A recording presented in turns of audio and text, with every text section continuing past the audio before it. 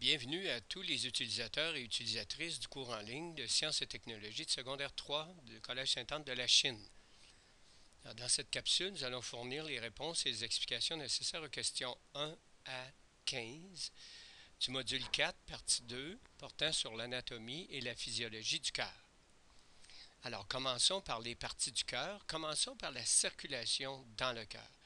Ce schéma-là, vous ne l'avez pas dans les notes, mais essayez d'identifier les parties qui sont numérotées ici. Alors, premièrement, nous avons les chiffres 1, 2, 3, 4 et 5 en bleu qui montrent que le côté droit du cœur, il est à notre gauche, mais c'est le côté droit du cœur, reçoit le sang bleu du corps. Il va être poussé au poumon par le numéro 9 qui est l'artère pulmonaire. Alors, il va revenir aux veines pulmonaires, gauche, de ce côté ici c'est gauche, et les veines pulmonaires droites venant de l'autre poumon.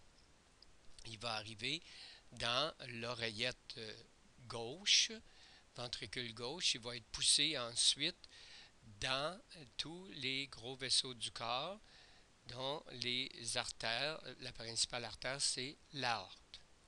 Allons en détail au niveau de chacun des conduits. Alors, je vais le faire en ordre. Premièrement, au numéro 2 et au numéro 8, les veines caves supérieures, veines caves inférieures. Le numéro 4, c'est l'oreillette droite et le numéro 7, ventricule droit. Entre les deux, il y a une valvule, la valvule tricuspide. Droite, tricuspide. Le sang est poussé ensuite vers l'artère pulmonaire, celle du côté gauche, celle du côté droit, pour les deux poumons. La valvule sigmoïde pulmonaire empêche le sang de revenir en arrière après la contraction. Maintenant, le sang va revenir, comme j'ai dit tout à l'heure, par les veines pulmonaires gauche et droite, dans l'oreillette gauche qui transporte du sang rouge. Le ventricule gauche va pomper le sang dans l'aorte. On voit ici la valvule bicuspide ou mitrale et ici c'est la valvule sigmoïde aortique. Les rôles des 4 valvules, c'est d'empêcher le sang de revenir en arrière. Maintenant, l'aorte, je vous signale qu'il y a 4 conduits, 2 vers les plus externes, vers les membres supérieurs, et les 2 vers la tête, vers le cerveau et les parties de la tête. Le numéro 17, c'est l'aorte dorsale. Maintenant, voici les couleurs qu'il faut mettre sur les deux côtés du cœur ainsi que les principaux tuyaux ou les conduits. Allons voir ces conduits-là. Les principales, comme on voit dans la section ici, dans le schéma, on voit l'illustration des artères, des capillaires et des veines. Donc, dans les questions qui suivent, on va donner la définition ainsi que les principales caractéristiques. Une artère, c'est un vaisseau qui transporte le sang du cœur vers les organes. La veine transporte le sang des organes vers le cœur et les capillaires sont les très petits vaisseaux sanguins qui relient les petites artères, les artérioles aux petites veines, les vénules. Maintenant, quelle est la caractéristique de la paroi des artères et pourquoi est-elle si importante? Elle est élastique, ce qui permet de résister aux variations de pression lors du battement cardiaque. Elle s'étire et quand les valvules sigmoïdes vont se fermer, le sang va être projeté non pas vers le cœur, mais en direction des organes. La caractéristique des artérioles, c'est qu'ils ont des muscles lisses qui permettent la régulation de la circulation sanguine. C'est pour ça que nous avons les mains froides, le nez froid, les pieds froids, les extrémités froides. Quand il fait froid dehors, notre sang est gardé vers le centre pour ne pas qu'on perde trop de chaleur. La paroi des capillaires, elle est très très mince, elle est formée d'une seule épaisseur de cellules.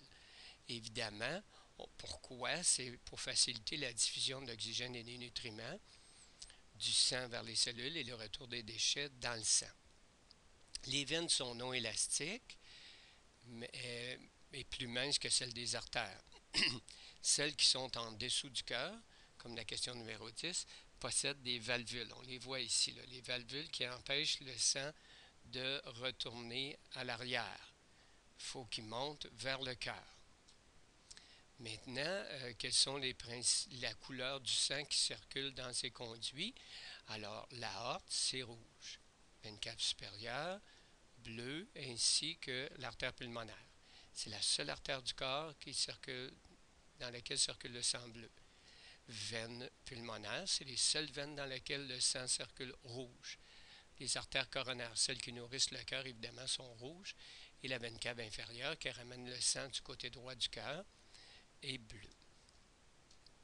Maintenant, voici une représentation de l'alimentation des cellules par les artères artérioles, capillaires, etc. Voici l'identification. Ce sont des cellules. Et on voit ici, comme j'ai dit, les grosses artères, artères moyennes, artérioles, les capillaires. Là, ici, évidemment, il ne faut pas confondre avec l'illustration des poumons. Ici aussi, il y a des capillaires, mais le sang va passer, évidemment, de rouge à bleu. Dans les poumons, il passe de bleu à rouge parce qu'il va perdre son CO2 et il va être oxygéné. Ici, c'est l'inverse. L'oxygène va être donné aux cellules et le sang va capter le CO2. C'est pour ça qu'on arrive avec la couleur. Voici la couleur qui va avec ce schéma. Donc, assurez-vous de bien comprendre, c'est la différence entre la circulation capillaire pulmonaire et la circulation capillaire en général dans les organes. Maintenant, le cœur bat en 2 battements et ça s'appelle la diastole quand il est au repos et la systole quand il se contracte. Évidemment, la contraction, comme au numéro 2, on voit la contraction ici des oreillettes. C'est pour ça qu'on l'appelle la systole auriculaire. Voyez-vous la contraction maintenant des ventricules?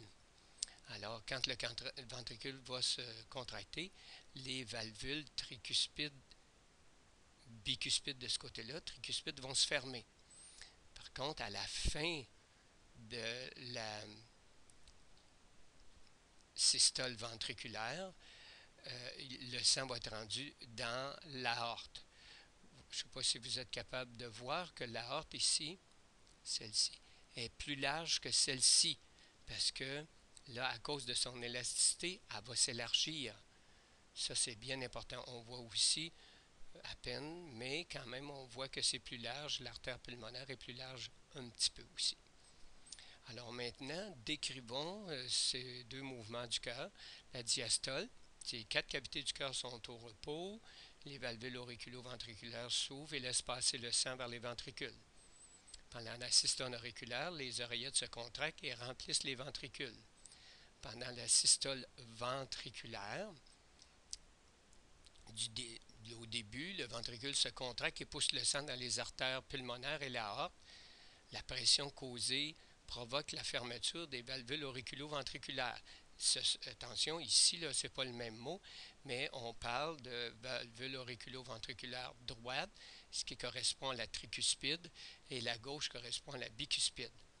À la fin de la systole ventriculaire, la pression causée par l'élasticité des artères provoque la fermeture des sigmoïdes pour empêcher le sang de revenir dans le cœur.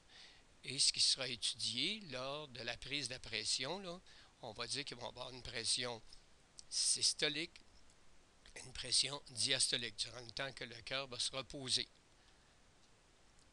Maintenant, on est capable tout le monde a saisi son battement, a pris son pouls une fois dans sa vie au moins. Alors au moment qu'on sent le pouls, c'est causé par la systole, donc la poussée du cœur, contraction des ventricules. Et en 2 pulsations, il y a une pause, celle correspond à la diastole.